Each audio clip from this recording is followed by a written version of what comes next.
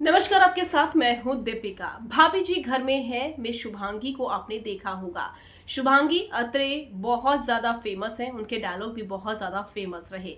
अंगूरी भाभी पर दुखों का पहाड़ टूटा है। दरअसल उनके एक्स हस्बैंड इस दुनिया को अलविदा कहकर जा चुके हैं। जी हाँ, शुभांगी जो है उनकी शादी पीयूष के साथ 2003 में हुई थी और 2005 में उन्होंने एक प्यारी सी बेटी को जन्म भी दिया था।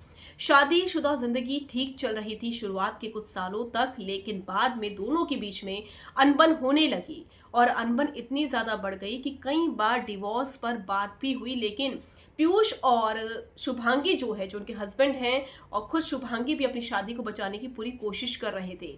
इसीलिए उन्होंने अपने शादी को एक और मौका दिया और कोशिश की बेटी की खातिर इस शादी को बचाने की, जो कि बच ना सकी।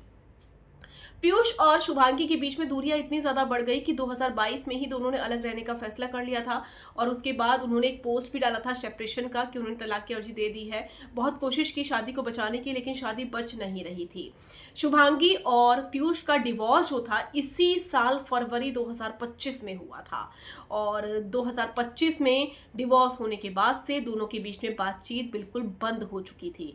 लेकिन अब उनके एक्स हस्बैंड के निधन की खबर सामने आई तो हर कोई चौंक गया, क्योंकि किसी को ये उम्मीद नहीं थी। क्योंकि पीयूष बिल्कुल ठीक थे। कहा यह जा रहा है कि अचानक से उन्हें लीवर में प्रॉब्लम की खबर पता चली और उसके बाद उनके टेस्ट हुए और उसके बाद इलाज शुरू हुआ, जो कि उन्हें बचाया नहीं जा सका।